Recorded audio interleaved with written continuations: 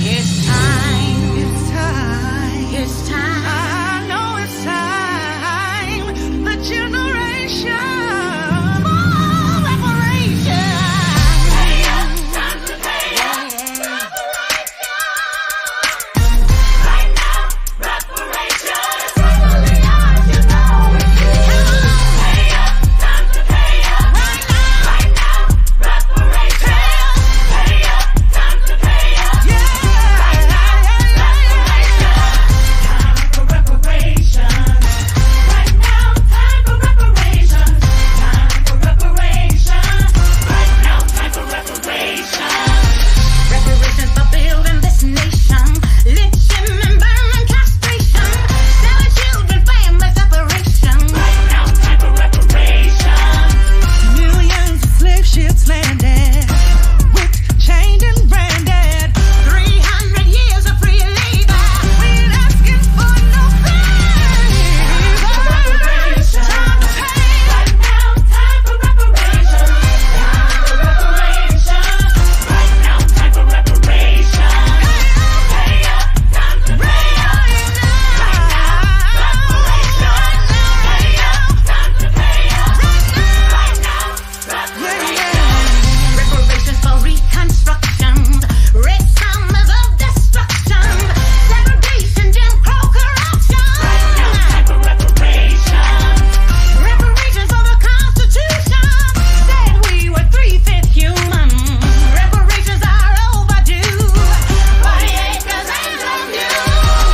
Time for reparations. Time for reparations. Time for reparations.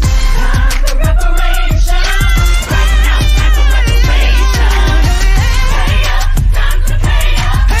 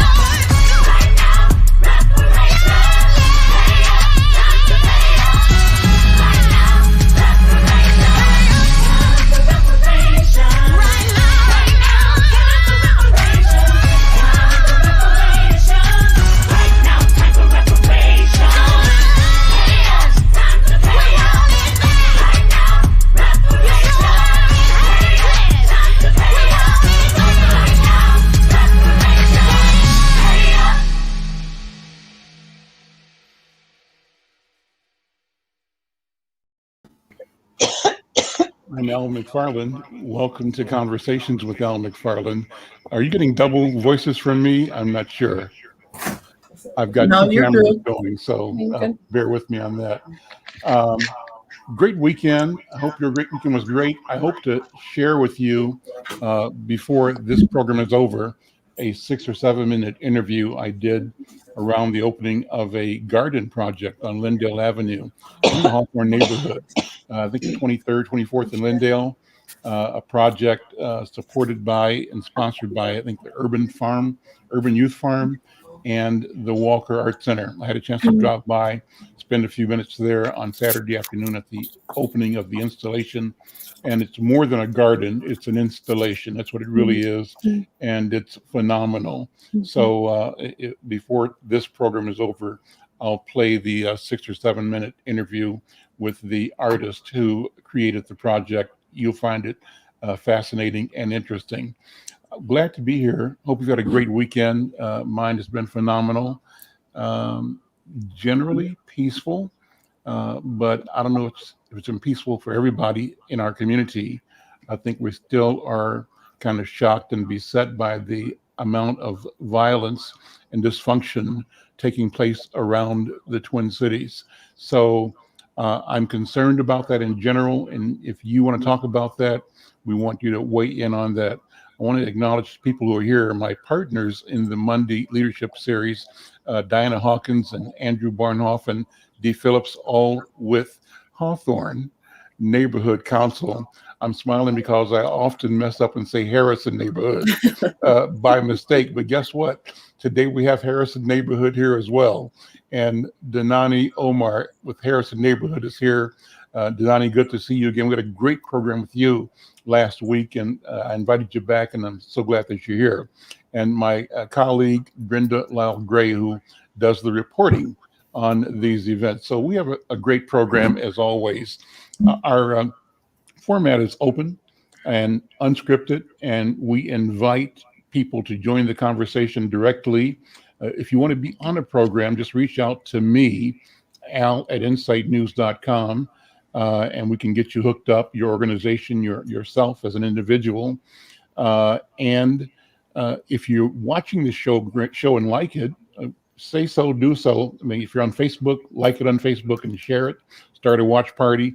If you're following us on YouTube, just like and subscribe to the channel. We also are in partnership with the Black Press of America. This program is being streamed to the Facebook page of the National Newspaper Publishers Association. It's blackpressusa.com. So those are the venues. And again, our mission is really simple, to connect and have meaningful, what I call robust conversations about what we feel, what we know, what we experience, what we expect, what we hope for in community.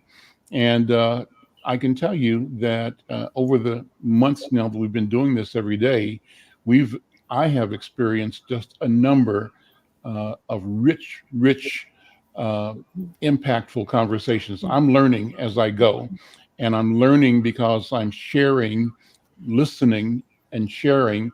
And I believe that the people who are on board here are having the same experience. So we invite you, if you are checking us out through Facebook or through YouTube, to plug in and let this be one of the places where you elevate your voice, elevate your vision and your expectations for community and for humanity. Well, Alicia Gibson is here, and she's a candidate for City Council representing Ward 10. And Alicia, thank you for being here. Thank you for your candidacy. Let me start with you, because Mondays we try to focus on civic engagement and allow and encourage candidates to come forward and share their story, share their vision, and invite the voters to be involved. And of course, we want you to invite people to vote for you. But we've invited your opponents as well. So our goal is civic engagement. Alicia, good afternoon. How are you? Yeah, thank you so much for inviting me on again. Anytime I get the invite, even if it's a couple hours beforehand, I rearrange things and I make sure I can get on here. So I'm very appreciative of the opportunity, especially to be in conversation with everybody here. And Kanani is a nice surprise too, who I've had really wonderful conversations. And I've told her, I feel like we have a connection. We did a little bit of work when I was the president of the Lowry Hill East Neighborhood Association, some conversations around housing, because we had a developer who was doing work in both of our neighborhoods. And so I'm happy to see her. And I'll take that as a starting point for the kind of candidacy that I'm running, and the kind of city council member that I will be. First of all, is to not work in silos, to really be working across the ward lines, because we know that for too long we've really thought of our city as these kind of discrete units, and that has gotten us to a place of inequity. And it's and now we're all feeling it all over the entire city. Some people have been feeling that more intensely in different parts, but now we're all feeling that, because that is a road to nowhere. And I very much, my original training is in peace and conflict resolution. Then went to law school, and then most recently was doing a lot of training in restorative facilitation. And so my work has really been to understand human conflict. What are the different ways that we can work through conflict, that we can use conflict, and that we can do so in more equitable ways. And so it's not a real sexy thing to say, but one of the primary thing that I want to do as a city council member is to, first of all, have this general sense of that we need to collaborate across the city. We need to collaborate inside of wards, and we need to collaborate across the city as well. But also that I want us to have a definition of city engagement. What does it mean for the city to engage with neighborhoods? What does it mean to engage with community, with citizens, and have that not just be a norm, but actual law? And that would then also include steps that we need to define this out. And you have metrics inside of each step that have to be met before you can move on to the next step. There's a fancy word being thrown around, disaggregation, right? Because a lot of people who are, proponents of equity, experts in equity, they're saying that one of the things that has caused our systemic racism where we're at right now is that we look really broadly at data trends without teasing out, okay, but what does the data say for people of color? What does the data say for women? What does the data say for children, right? So we disaggregate means we pull out these threads so that we can get a more accurate picture of how impacts are happening. And really at the heart of that is a belief that people who are the most impacted by city decisions need to be our primary focus when we understand what is going to happen with a policy. And so that is really, one of my primary components of my campaign. And I will open that up if there's other. I'm happy to have a conversation about this. You're free to keep talking. You've got a real opportunity to sell your candidacy and your ideas. So yeah. And then Kanani, Diana, Andrew, jump in. Yeah, I'll jump in for a second. Alicia, it is so good to see you. And I just want to give a little bit more context to the issue that Alicia mentioned, where we as Harrison Neighborhood Organization had an opportunity to work with Lowry Hill East. So there was a developer a couple of years ago who was developing a plot of land. With that development, damaged an affordable housing apartment building next to it.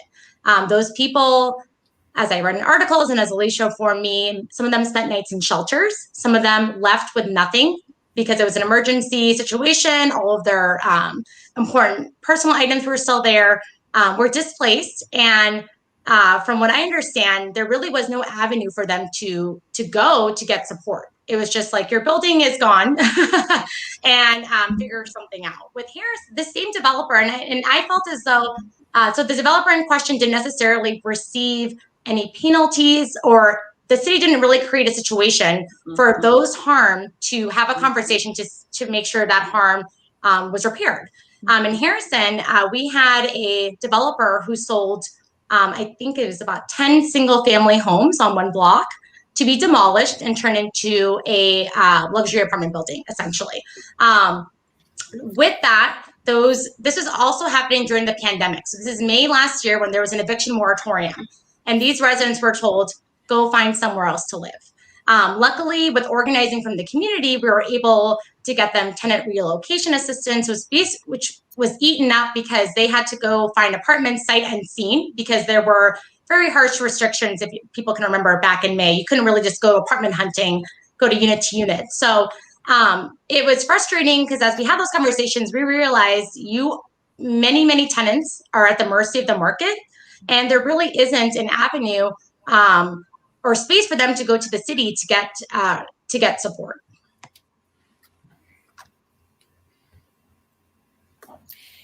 Yeah, and I'd like to follow up on that, Kanani. That's, that issue that I was working on is one of the reasons, one of the things, there are a handful that spurred me into actually launching this campaign. And part of the problem was that there were and are tenant protections that could have been used by those residents, those renters, but there was nobody there to tell them what those rent protections were. And so when you have a lack of leadership, it's one thing, yes, we need the laws, the policies that protect renters, homeowners, everyone, small businesses. But we also need the kind of leadership that shows up and makes sure that those rules and laws and rules are being followed up and that people know what their rights are. So, my background is in law. My background is that I was raised by a social worker. It is in my, very thread of being to show up for people and help, people find the outlets that the resources that already exist. Let's just start there, right?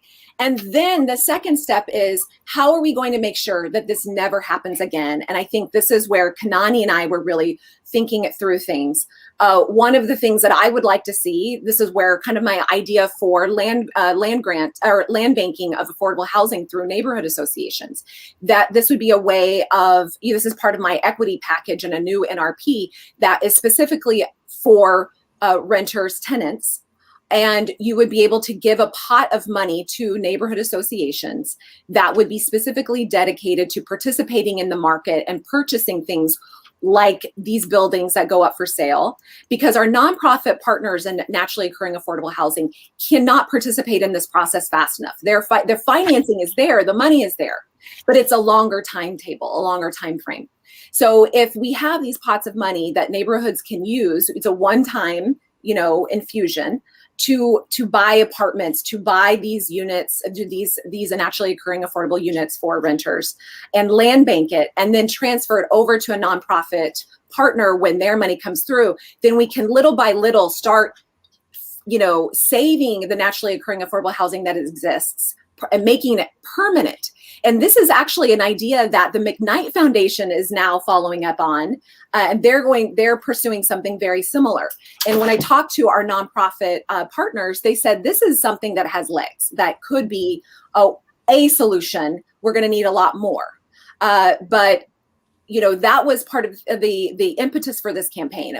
I started a letter writing campaign to try to get our current council member to pay attention, a letter writing campaign to the developers, because it had not been torn down yet. And there were potentially ways that it could have been saved and stay naturally occurring affordable housing. Well, what happened was they caught wind that we were had this energy behind trying to save it, and they sped up their timetable for demolition, and there was nobody there to stop them. And this was a known, I want to add in another point that to this is a known improper building technique that they had in place for a year and a half. And what I still don't understand is why nobody from the city went in as an inspector, went in and stopped this.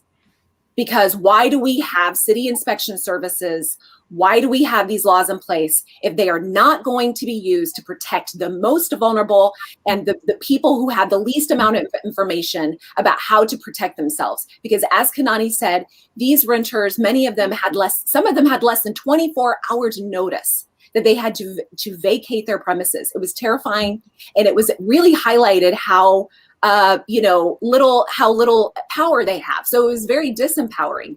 And it wasn't until I highlighted this issue and we started making hay of it that then almost 2 years later, people reached out to me to tell me their stories, and people still cried.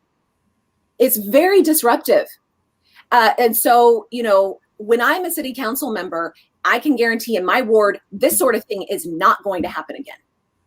Why do you suspect the city has not been responsive? You said you wondered why nobody from the city, from the administration, came forward to address the issue.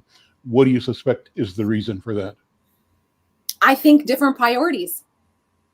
I think that their time is spent doing different things, and their priorities aren't in the enforcement of laws. Their priority is not in being in community and showing up and talking to people, because anybody who works in community knows it isn't necessarily easy. People are angry. People are frustrated. People are scared.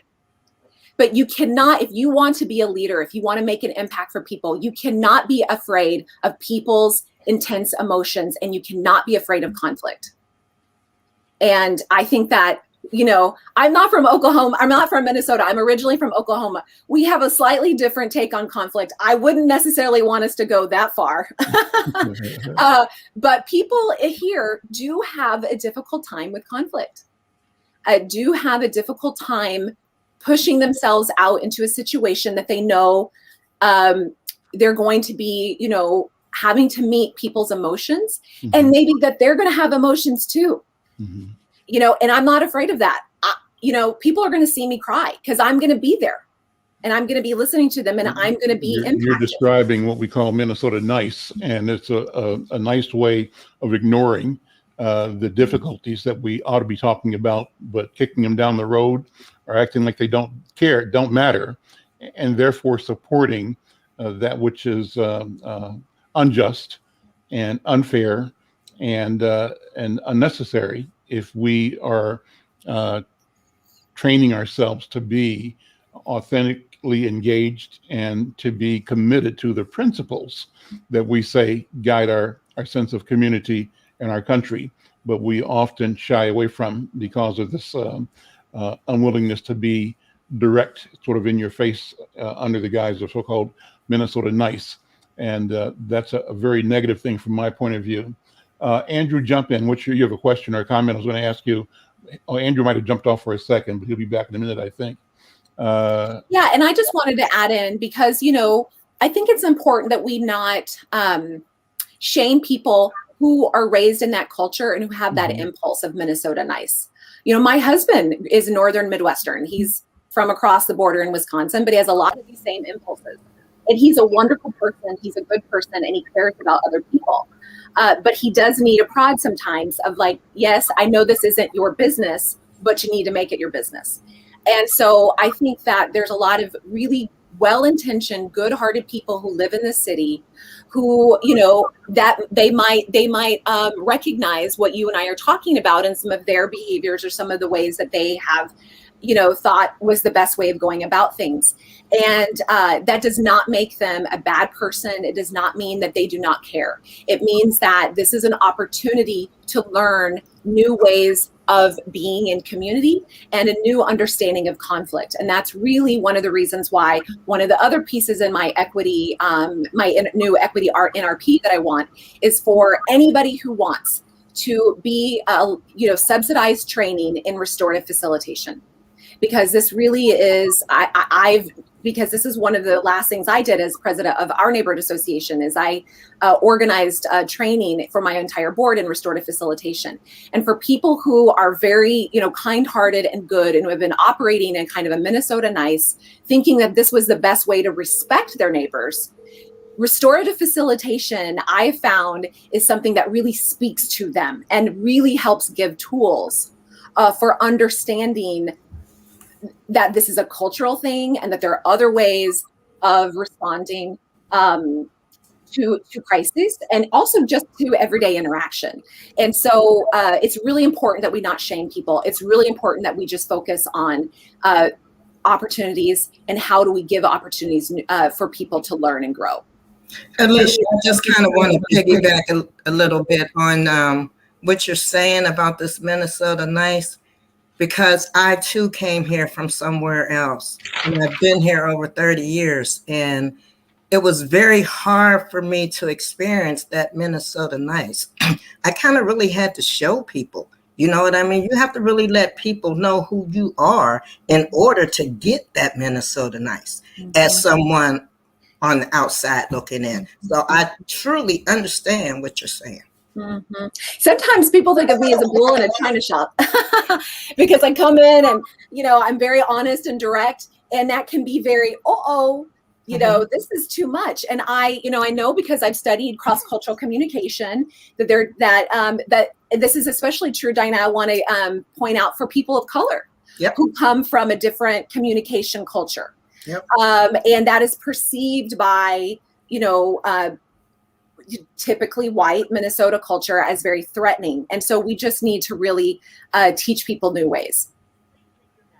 Yeah, I'm also going to be joining both of you, not being from here originally. My family's been here for decades, but I'm from Boston. I've also struggled. And it's interesting to me that City Hall in itself embodies Minnesota nice. Even if there's different departments and people from different states work there, the culture of responding to community needs is never a direct no often. And two, I think, and this year has been difficult for many people, especially communities of color.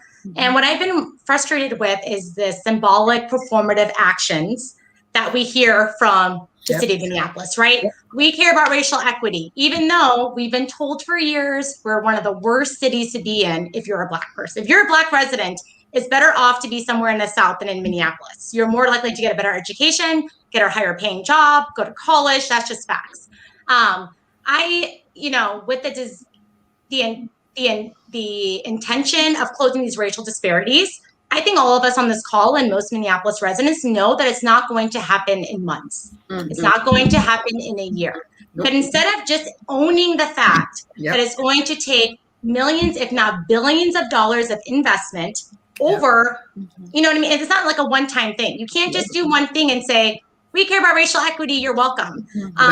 That's not going to cut it. And what I've been really frustrated with is that when, I, as a housing organizer, I also, deal with different issues as well. But no matter what the ask is, it's never a direct no, because the reason for no is unacceptable typically. And I'm always pointed to other policies the city has done, even though those policies have never been successful. So or no longer in effect. Exactly. yes. So Alicia, to your point about, I'm glad to hear, and I've had the same conversations with you, with nonprofits who see this inaction and now are buying it. They're like, okay, so if government won't do it, we will, which is great, but that doesn't take government off the hook. So to the situation about these tenants who are losing their homes because of bad developers, the city of Minneapolis has the opportunity to put in a tenant opportunity to purchase agreement. So essentially what it would do is if you're a renter in the city, you get first dibs on if your unit goes to sale. That not every tenant will have the funds, or not every tenant will want to buy their unit, but it basically gives you a right to buy into a very competitive market. This is just granted, for it to be very successful, we're going to need investment and money, especially for communities of colors, to be able to do this. There's been resistance at City Hall. This policy it's literally just a policy that doesn't have any funds required now, but there's absolute resistance on giving people rights. They are absolutely adamant against wait a minute, if we open this door, what else could it lead to? And the reality is we need to open this door if we're really going to have transformational change. If we're really going to take ownership, and by ownership, I mean the city, of what has occurred, not this past year, but decades of disinvestment and picking and winning choosers. I'm really tired of the city picking and winning who gets to be invested in and who gets to be at the finish line. There should be policies across the board that allows every ordinary people who don't have ties to nonprofits, who don't know someone, to have access to these opportunities. So I've been having those conversations with City Hall. I'm glad other people on this call are having these conversations because they need to hear it. Yeah, I think the right of first offer in particular is really crucial. That is how my family, which my dad is, he's white, but he's first generation with a college degree. He raised 3 girls on his own as a social worker. We had a home foreclosed on us. And so he was not eligible for a typical bank loan. And the reason why we were able to finally purchase a home after all of the tumult that we had lived in for a long time was that the people who owned our home and that we were renting from gave us the opportunity to buy it first, and gave us the time that my dad would need to scramble and figure out how to do that so we would have stability. And so I am a huge proponent of this right of first offer and a lot of the other aspects of going in there. And we really have to make it happen. And this idea of that, Kanani, you brought up, of this gap, right? All these different kinds of gaps. One of them is home ownership. And that could be a condo, that could be a townhome, that could be a starter home, that could be a home. But that's another part of this NRP equity package that I have mentioned a couple of times, where we have a dedicated funding for people to make good on something like a right of first offer. Because like you said, it is not enough to just this facade. But we have to be thinking downstream of how people are going to take advantage of these rights, as well as what I'd mentioned earlier, who's going to be there to make sure that they're being enforced.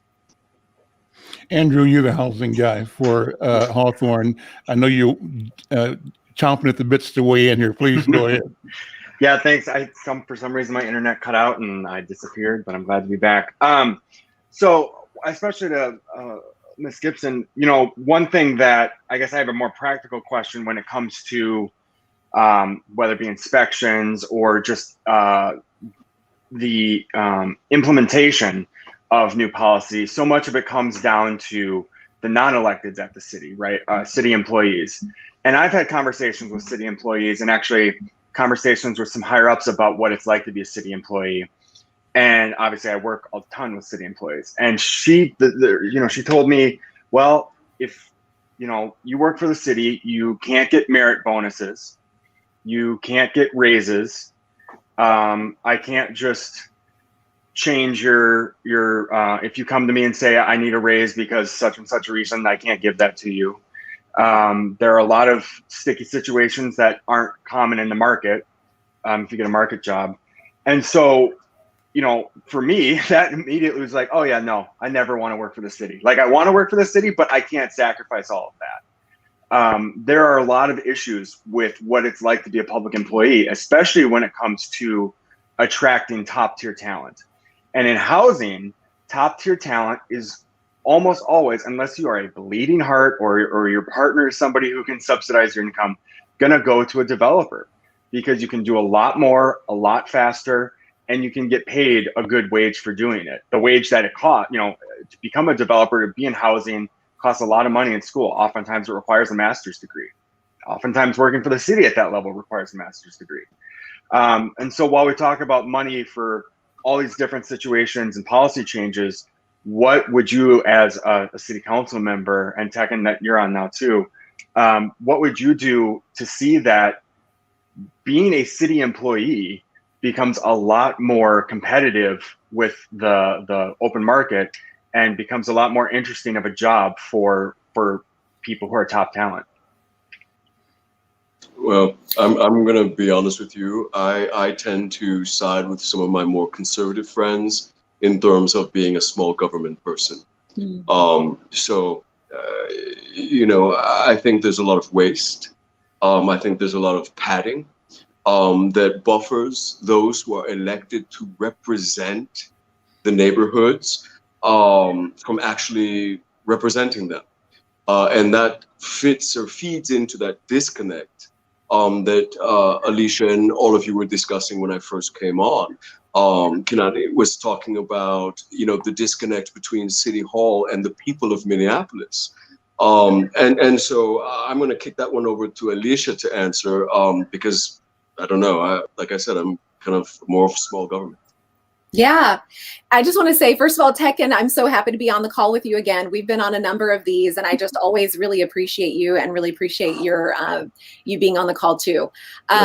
Yeah, Andrew, thank you. You're preaching to the choir. I was raised as the daughter of a single parent who was a public employee, and the only reason why, you know, he was a bleeding heart. He probably could have gotten a job making more money, but he chose what he was doing because he wanted to work with the people who needed him the most. And those are people who could not pay and were, you know, being taken care of by public assistance and what have you. So he's a man of service. And so I think right here is where you have a person who in leadership that was raised in these kind of families and knows what are these obstacles for public employees and wants to, you know, work with, we have great unions, you know, wants to work with the unions to figure out how we attract, you know, high caliber employees or how we motivate high caliber employees that are already there. With that said, I want to jump to what Tekken was saying, which to me, accountability. You know, accountability is a word that really applies in almost every part of our culture and certainly every part of our government right now, right? We need to figure out the ways to tie in accountability, real accountability for all sectors. And so I think that on the one hand, we want to have accountability for our city departments, that the padding, the things that are unnecessary are not happening, right? And then on the other hand, we want to figure out how to motivate, how to reward the people who aren't doing the padding, the people who are probably carrying the whole department, right? And so it's you got to be able to have both of these, you got to have a mindset of both of these things at the same time. And that this requires some better oversight by people like, city council members, and go in and be with a very good faith of just wanting things to work and wanting solutions, so that everybody in our city their needs are being met and things are happening that need to happen. You're muted, Tekken. Thank you. A part of the problem is, this is such a poignant conversation today. I don't know if you were referencing the article that came out last week in the Star Tribune about a affordable housing building here in the 7th Ward that is being converted into, kind of higher priced apartments. And of course, Lisa Goodman. Well, first, you have to really pay attention to the writing where they said that the sale was outside of the city's control. Nothing is outside of this city's control. And of course, Lisa was like, oh, we're bleeding, here and this and that and, whatnot. But the same people who make the deals, the dirty deals, then will cry when the deals that start affecting people negatively, right?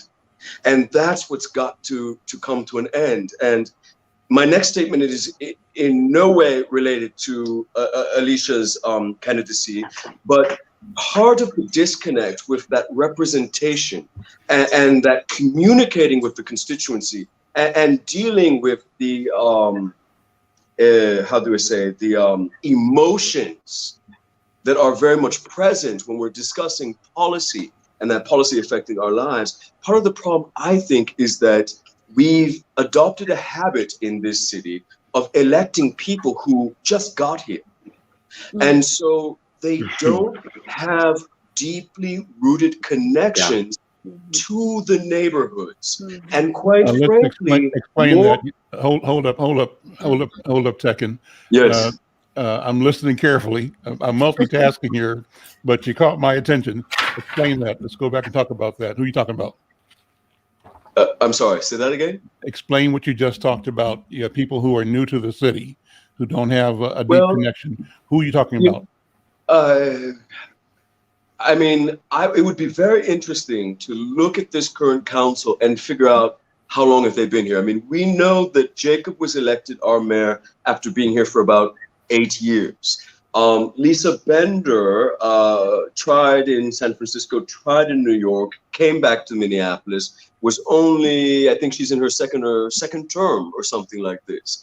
So they run wild with scissors, wanting to recreate our city, wanting to, fire off op-eds to the New York Times or the Washington Post whilst our city is on fire. And so that's part of what I'm trying to communicate in the 7th Ward is that I grew up here. I'm from here. I started a business here. I have a track record here. I know us. And also, I reflect those who have been targeted and prosecuted in this town.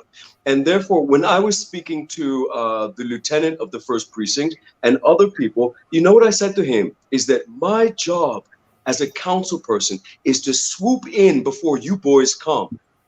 Down there at 7th and Nicollet, I need to get there and talk to those children who look like me and say, where are you living? What do you need? Do you have jobs? Are you being fed? What can I either connect you to or what do I have to create for you because the boys in blue are coming? That's my job as a representative of our community. And I do not see Lisa Goodman, or quite frankly, hardly anyone doing that connective work. That's what we're elected to do. Kanani, you're thinking out loud. Go ahead. Yeah, no, what Tekken's saying does resonate with me because I have also noticed a pattern of certain new people ending up in spaces representing people who I don't necessarily think her needs are being met. That being said, I also want to highlight the Old Guard in Minneapolis created the conditions that we are in now.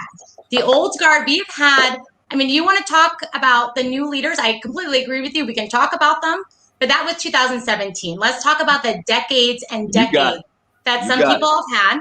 And that is we can go back decades, and we're talking about elected leaders as well as high, bureaucrats within City Hall who on their watch have watched this housing crisis get to the point where we have encampments at almost every park in the city. We have rent increases that are pushing people out of neighborhoods. Right. So there's enough blame to share, but just want to highlight, even those from our communities who have been here, whose families have been here from the beginning, they turned a blind eye. So just want to recognize that this problem affects, or there's a lot of people that can be contributed to this problem. 100%. Unmute Diana. I was going to ask Dee, because Dee's a homeowner and she's been in her home for over, I want to say almost 30 years, I would say. How she feel about this, because she's seen this in decades. She's seen this stuff happening. I just would like to get her opinion, because like you said, Kwani, it's this old decade stuff that we're still dealing with. Dee, where do you live approximately, like intersection, and when did you move into your house? I live basically right behind the Hawthorne office. Okay. And I've been here probably closer to 40 years than 30. What year did you move in there, probably, roughly? 80, 88, 87, somewhere. Long time. Raised I'm my using kids that here. to date myself. I've been in where I'm sitting right now since January 73. So Yeah. I'm going to bring that perspective to the conversation. But the I've been place here- I'm I've sitting been at here a right long- now is where Insight was actually started, at the table that I'm sitting at in 1974 is when we started the publication. But I've been here since 73. Go ahead, Dee. Talk about that, responded. I've seen, as Kanani said, these decades of no progress. Of the city council and the government has protected itself. It's built in these protections, and now they don't. Now we're at a point where, how do we get rid of them? It's been built into the DNA of the city council, and now we've got the city council who is, I'm sorry, completely unresponsive as far as I'm concerned. So I feel like, yes, there's been decades of this, of building this issue. We need to deal with it, but how do we get rid of all of those built-in protections? Because I don't care how long you've been here, you might be new to the city, you get those protections and they kind of feel good. Yeah. And you need to keep them. So, and I grew up here. I'm Minnesota born and bred, so the whole Minnesota nice thing is just part of my DNA. But I can see where we need to make the changes. I just am struggling to see how the changes can be made. How do we get the people in office that maybe are new to the city but have new ideas, or have been here a long time and are receptive to new ideas? I mean, for me, Tekken, can I jump in 1 second on this topic, because I haven't said anything yet about this this kind of aspect. But so I sorry to interrupt you, Tekken. But so in my race, everybody is a newcomer in the sense that nobody was raised here. I've said a couple times I've lived in 4 of the 5 neighborhoods, so I wouldn't try to run in any of the other wards. But this is where I've become an adult. This is where I've been since I was in my, very early 20s, and where I'm raising children. So I think that, I have an understanding as a renter and living in different parts of this ward too. And I do think that experience is lived experience is extremely important. And I think what you're breaking up, Tekken, is vital. But I think what Dee is getting to is this idea that what are the leaders committed to? And for me, are they committed to their ideas, or are they committed to a new way of operating, which is to truly engage and build consensus in unifying ways for all of our different communities? I'm a person that was trained in critical legal theory way back in the 2000s, before anybody knew to, talk about it on Fox. Talking about process, So Richard Delgado was one of my law professors, and he was one of the founders of the critical legal theory movement. And I had him as my civil procedure professor first semester. And he said, if you care about civil rights, then what you want to understand, like the back of your hand, is process. You want to win on process, you want to know process, you want to win on process, and you want to change the process. And that is what this candidacy, the Alicia Gibson candidacy, is about. Yep, I agree. I think also too, I mean, I have to double down on the deeply rooted part. I think it's time to circle the wagons, close the gates, deal with our problems, as opposed to bringing in people from DC or from Harvard or from wherever these people want to come and sound off about who we are and the very specific problems that generations of Minnesotans have created. Having said that, we do need to have people that have a vast amount of experience, broad, diverse experiences. And I would say one of the things that I bring, and a few others, is that business experience. The idea that there has to be a value for the money. There has to be a final product that the client will appreciate and that the brand will absorb. And so the client are the neighborhoods, the people of Minneapolis. The brand is the city of Minneapolis. And so what we need to do is find those who can strike that right note, that very delicate, nuanced note that Alicia is talking about, that coalition building, that stepping into the reeds, or the weeds, the nuance, so that we can face these issues. And I think that it's time to also, and this is a cornerstone of my candidacy, it's time to let those who are qualified and who reflect those most impacted to lead.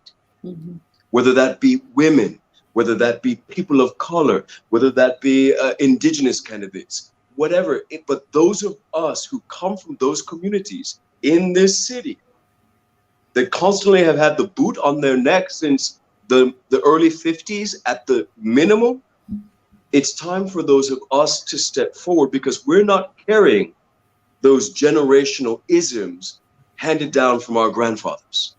We're carrying something else, aspiration, inspiration, the connecting know-how, the opportunity to listen and to understand those who communicate differently than say, the classic Goodman constituent or something.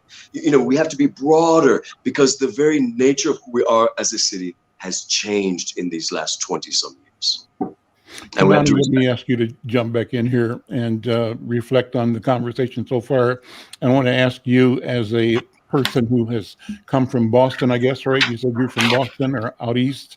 Are you Boston born or Atlanta born? I moved a lot, yeah. And then your family, what's your family lineage or heritage? We're Oromo. Yep, we're Oromo. You're first generation, right? Yep. So I'm first generation Jamaican Cuban, right? And so sort of share that with you. It's a different and special way to look at our experience as aware and conscious of what it means to be an immigrant and the first generation of an immigrant family. But so how do you take this conversation? I've got sort of mixed feelings because I, as a reporter, have written about this question of power and powerlessness from the very beginning when I started Insight in 1976. That's when I started. 74 actually is the magazine, 76 is a newspaper. So something I've looked at and written about and talked about, it seems like forever, because it's the one thing that must be discussed, with the objective being a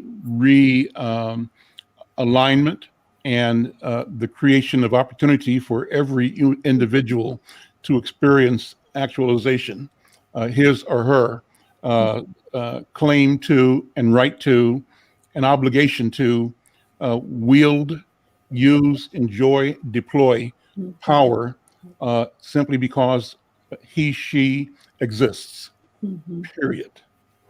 You know, and that's sort of a common denominator from my point of view. But how does this conversation sound to you? First generation, also as a community organizer, and in your work as an agency at Harrison. Yeah, no, thank you for the question. I mean, this conversation is one that I've been having privately amongst friends and family too, about what representation looks like. And I know that a lot of us work in silos. We talk to the same people all the time. And for me personally, it is more so someone representing my community doesn't necessarily have to look like me, but the interests that they speak to have to benefit the people that look like the community, like myself. You can represent my community properly if you're really interested in what our needs are. What do we need to be successful? How have we been harmed? How has your community been harmed? And what are you going to do to rectify that? And I think that is where the disconnect is. Like, we have new people who don't want to acknowledge the decades of harm these communities have felt. And with not acknowledging it, as well as not putting in an action plan on how to fix it, you're just disconnected.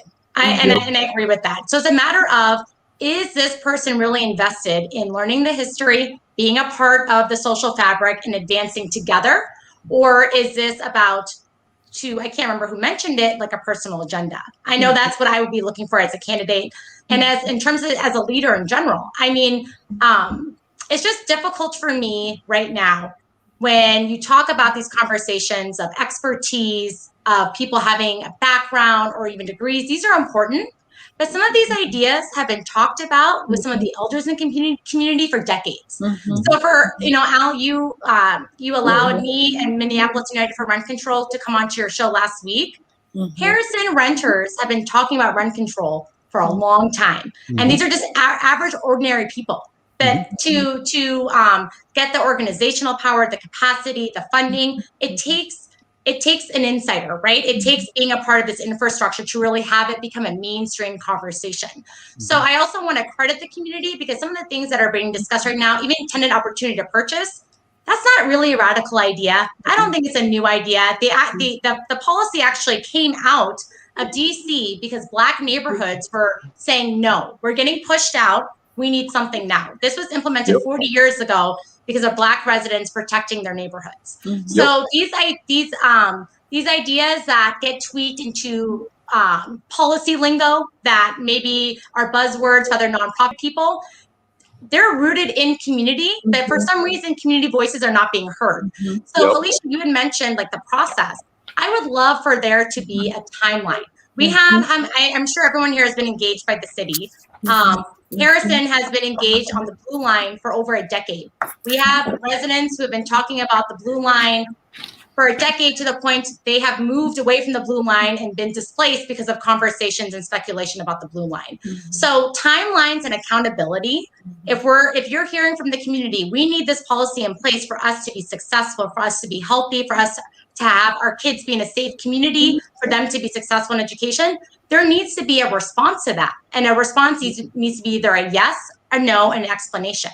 What we see is things get tabled quietly, politely told, they'll be mentioned next budget season, or people just don't respond to emails. I don't know. You just kind of get ghosted, and suddenly they're repackaged by someone else a few years later, and it's suddenly the next big thing. So for me, a lot of the ideas that I am a community organizer, but these ideas I know are not coming from these elected officials. They're coming from straight from our neighbors. So just want to also highlight that anything we hear from elected, and again, nothing against the candidates, those ideas are rooted from the people who are impacted the most. People who are having a hard time with rent are the ones asking for rent control.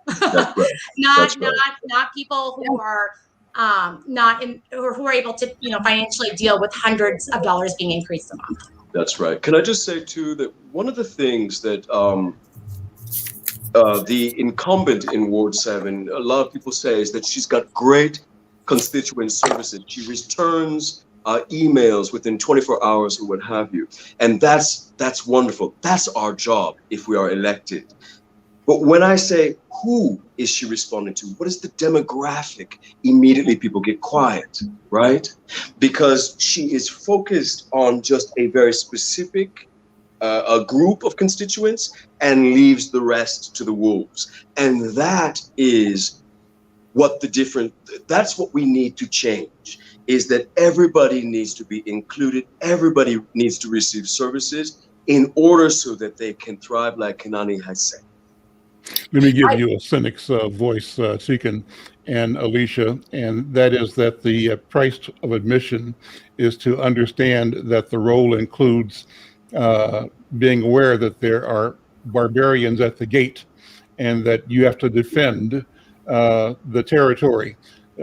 Guess who's the barbarian? It's Al McFarlane and Diana Hawkins and D. Phillips. We are ordinary people in the community, and that those who too often get elected buy into the need to keep the power. And if it means turning their backs on those who put them in, like us, then they do that. That's a risk they take. It's calculated. And so the challenge and the change we're seeking, Kanani, I believe, is that there has to be a different narrative altogether, a different and transparently accessible and visible set of relationships where decision makers are reporting out and reporting back to those who their decisions impact and affect on a regular basis. And Kanani, you are so right. There's a history of studying and admiring problems and kicking them down the road. And in the meantime, it's business as usual. Diana, you remember, what was old boy's name? Frank, who was with the Northwest Area Foundation. There was a period of time when Northwest Area Foundation came to North Minneapolis and proclaimed they were going to invest $10 million to save the North Side. And what they wanted to do was have a series of meetings so they could listen to the people, and they created talking circles and had people pass a feather around to talk, and had meeting after meeting after meeting after meeting after meeting after meeting after meeting after meeting after meeting after meeting, and then they got tired and they left, right? And were the people displaced? $10 million never came. They left with some kind of money, but it went to one organization that was there to sort of carry the conversation forward. The person that they had doing that was brought in from somewhere else to do it, and when the money ran out, he ran out, right? He ran out. And the whole thing disappeared. But that happens again and again and again. It's the pattern. It's the pattern. Yeah, and go ahead, Alicia. Well, I just wanted to throw in that Kanani had said, you know, and you're mentioning this timeline that, right, seems to go into infinity, an infinity timeline until there's no more money. The other thing that they do is they fast track, right? It's either one or the other. Yep. It's either, you know, 3 months, 6 months, that's enough engagement for a huge, you know, thing, or we're going to spend 5 years talking about it. Yep. Because the thing is, they're looking for their answer. Yep. They're not looking for the community's answer. And you know what, Al? Let me just cultivating exhaustion. Go ahead. Yes. Let me just throw this in there real quick. To Alicia and Tech and Kanani, I sent you a message because this is our first time interacting. And I just want you to know, and Al knows me, and Brenda's getting to know me. But as a community activist, somebody that's been out here for 30 years, I wish that I would have had you guys working with me 30 years ago. I really do. I would have got so much more done. You just don't know. Am I lying, Al? Come on now. I'm just being real, y'all. But that's why is that putting it's a relay. Now is something we need to do. Diana, I told Kanani that she's a person that I sit down with, and it's like I go into fifth gear. The conversation just goes into fifth. I mean, just listening to her, if we would have had these kind of ideas when we were out there, when I was sitting on people's porches and we were paving the ground and Al had me doing this and doing that, we could have had a better city. But guess what? Now's the time. So let's not drop that ball. Let's not drop that ball, right? It's a relay. Pass the baton. Let's keep the race moving. Yeah. Let's Listen, share the we're- baton, Diana. We're in it together. It's not over. It's That's not right. over. That's right. My I think son, they did we're it on still at his the field beginning. day. That's how On I his see it. field day, he was holding hands with the girl and running. He's a kindergartner. He's the only one, and he came in, back at the pack. But he did it with his friend, his little friend. And I think that's the mindset we have to have. Is I'm not running this by myself. And if it means I come in a little bit later than what other people, I came in holding the hands of the people with me, and that's where we need to be. We're out of time today, but let's continue this conversation next Monday. That's and invite some friends. We send this notice out to all the candidates, so we invite them all to show up. It's an open mic situation. We thank you, Alicia. Thank you, Tegan, for being here. And we invite other candidates to be here. The goal is to engage each other, with a degree of robustness around critical thoughts. And Kanani, your insights, invaluable. Diana, Dee, Andrew, this is a good thing that we're doing. We'll see you next week. Take care. Thank you. Bye.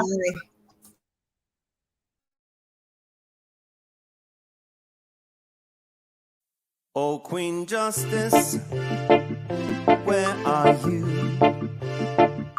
Did they beat you up or no? Lock you on the ground, take the crown away from you? Oh, Lady Liberty, red, white, and blue. Did they take your dignity with their bigotry?